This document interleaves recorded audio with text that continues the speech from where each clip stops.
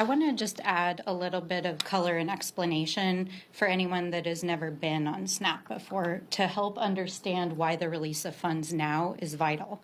For the vast majority of SNAP beneficiaries, they're extremely low income.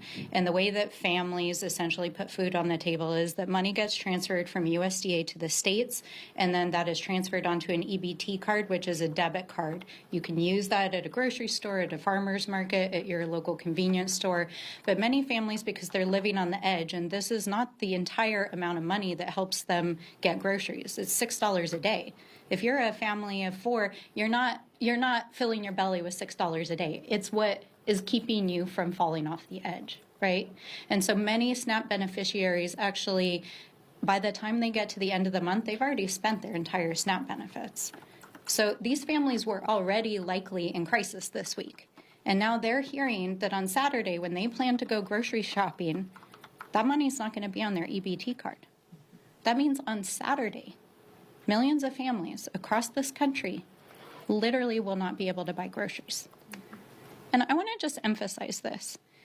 The vast majority of SNAP beneficiaries are people with disabilities.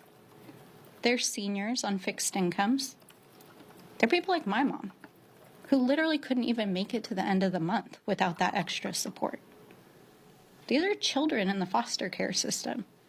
I don't know what image people have of who are SNAP beneficiaries, but those are the people who are literally not going to be able to go grocery shopping. And let me just say this. Our food banks are gearing up all across the country to try to address the crisis, but there is not sufficient bandwidth, money, food, or infrastructure to feed every single American family that will not be able to get groceries on Saturday.